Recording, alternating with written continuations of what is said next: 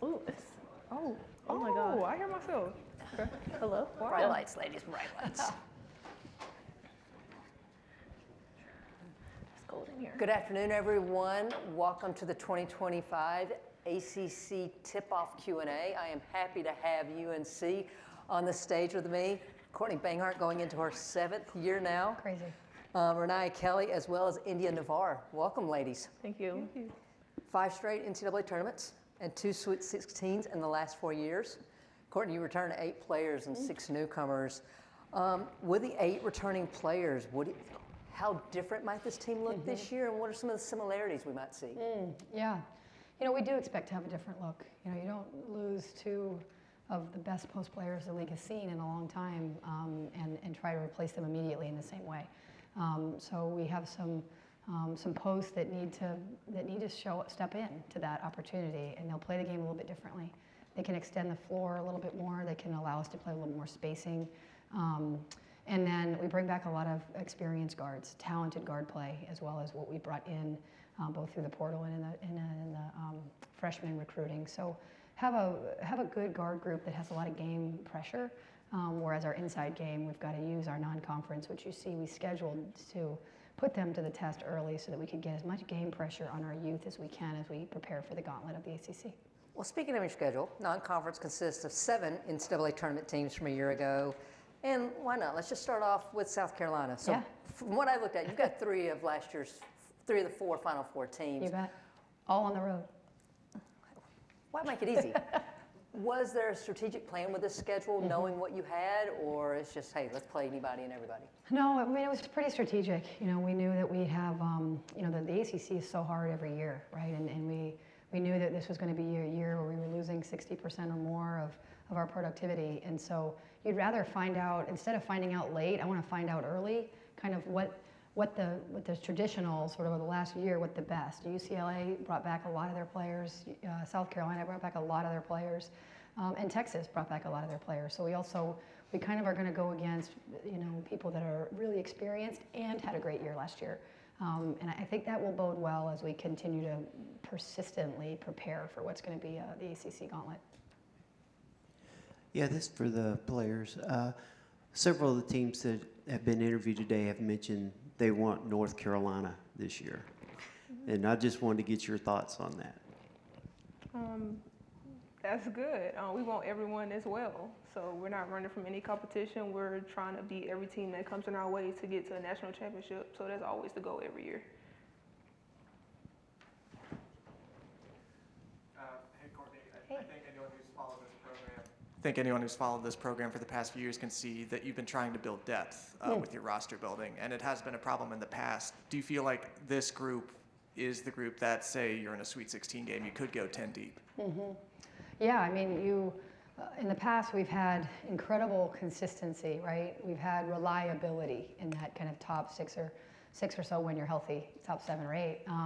This group has a little bit people that are coming in that have we have more availability, and what we're building now is reliability from those available players, right? The more reliable our available guys are, the deeper you are.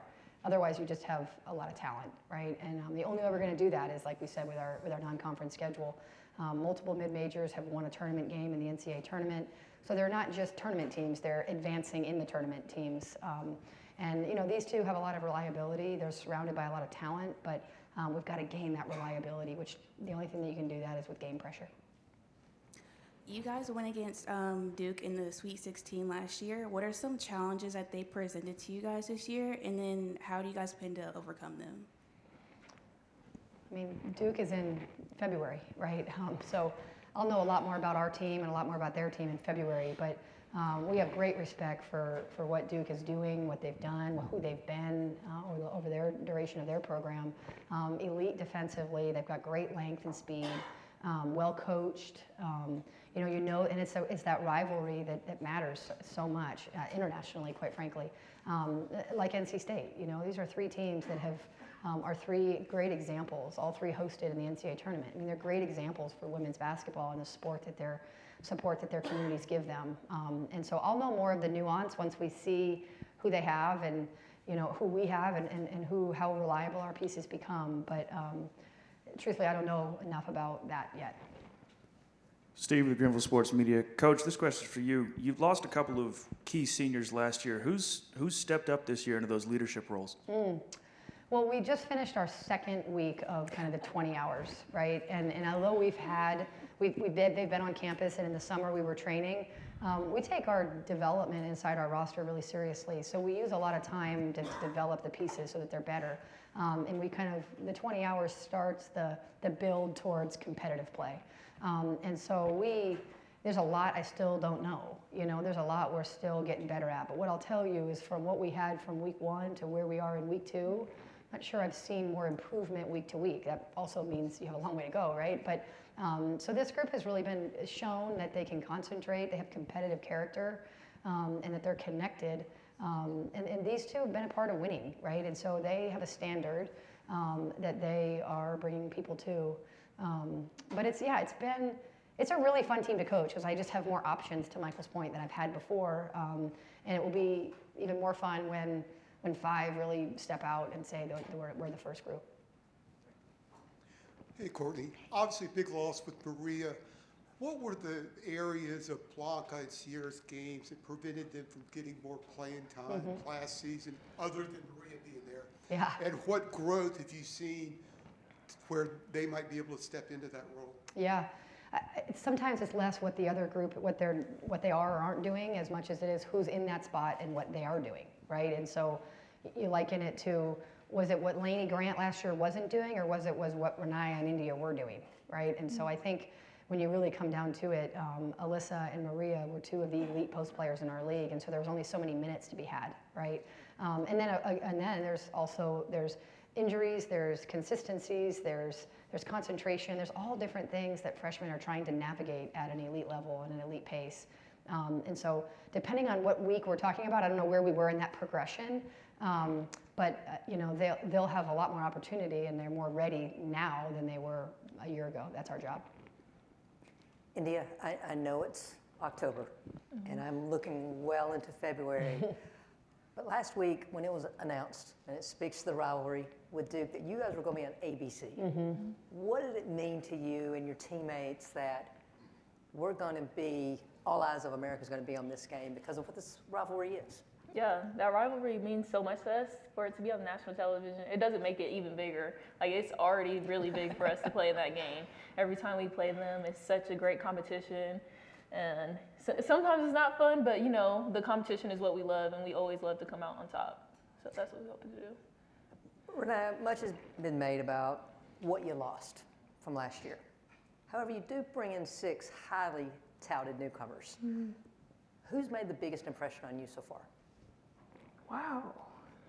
Okay. Talia Henderson, she's a sleeper. Why? She goes extremely hard. Every possession, every practice, whatever it is, she's giving 110% every time. And I think because she's a hard worker, I love players who just work hard every time. And she's a sleeper. And so the first impression was great. And so I'm really excited to play with her on the court. Indya, what about you? I don't know, they all bring something different.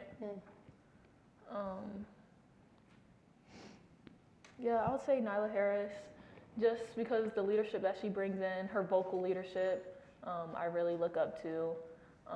And I think she just has a lot to contribute, a lot to show for this coming year. And I'm glad she's here. So. Courtney, we've talked about this will be year 7 for you, so you've obviously been around a lot of these coaches in this league. What makes the coaches in this league so special? It's a great question, Christy. I think one of the things is their consistency. When I look at across the kind of Power 4, I look at our conference, and there's just no one I'm like, oh, thank God, it's that week where I get to play so-and-so. I need a break, or I need our guys to get a little bit of a break.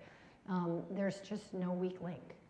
Right, and every team is going to have every league's going to have elite teams, right? That are talked about and showcased and are carrying in some way, but we just don't have a weak link, right? And I think that's pretty remarkable in an 18-team conference. And so I love that part. I think we all are kind of authentically ourselves, and it fits the university in some unique way, right? Like I sort of belong at the University of North Carolina. It's just how it is, right? And I think that's been across the board. I think when you think about the personalities of the schools and fan bases and teams, they're reflected in their coaches in a really cool way. Ladies, for both of you, there's a lot of tradition in this conference. A lot of great players have passed through these gymnasiums. Is there someone that you looked up to when you were young? Or maybe someone that you maybe try to emulate their game now? For me, I look up towards Jackie Young, especially how she's playing right now in the playoffs, just playing on both sides of the ball, how versatile she is, how she cuts with pace, and yeah, how she's able to affect the game on multiple levels. And is just a great playmaker as well. I think for me, I would say Skylar Diggins. I love how passionate she is about the game and her ability to score and to just be a net on defense. Like, I love that. So definitely her. Courtney, women's basketball has grown so much in the last 3 or 4 years. Yeah. So we have a lot of new fans. Yeah. What's that message to them beyond what took you so long? Oh man, I think one of them is like bring a friend. Because I say this when I was building the fan base at Carolina, just come once. Just do that, and then the rest will take care of itself. And you've seen, because you've called a handful of our games, it's like the place is on fire. It's hard to get a ticket. It's hard to get a seat. And I think that's true of women's basketball as a whole, right? Just give it a chance. Go to a W game. Just see if you like it, right? Bring a friend. That's been, I think that people will be pleased. This is a really high level. These guys are playing at a really high level. Ladies, you've played in your facility now when it is, I mean, one of the loudest environments I've been in. I couldn't hear on my headset. What makes your facility so unique on game day? Wow. Oh, okay. I would say the fans, actually. I think it's so many different people who come to watch us play, and they all use their voice in a unique way. And I love our fans. Like, we would just be walking on Franklin and be like, hey, oh my gosh, you're the basketball team. Like, it's such an engaged community, and I love that about Carmichael. Yeah, I would have to piggyback off of Reniya. The support that they give us is on and off the court, from our donors to our students to the people that we just meet from seeing them so often in the crowds. They just make the environment something that like I love to play in. I'll tell a story about that. There was a guy who came in, he's a new donor to our program, and he circled up at practice and he said, you know, my wife and I got season tickets, and then she sort of fell ill with some Alzheimer's and started to not know who he was, right? And he said it very genuinely, and he says, but she knew who Reniya Kelly was. Right? And I think that sort of characterizes the fans. Like they are rooting not just for Carolina, they are rooting for the success of the people that are wearing the jersey. Right? And I think that passion is felt. I had other questions, but I can't follow that. So I'm going to ask all three of you this question. Indya, we'll start with you. But when I ask this question, just the one-word answer. Okay. ACC women's basketball means what?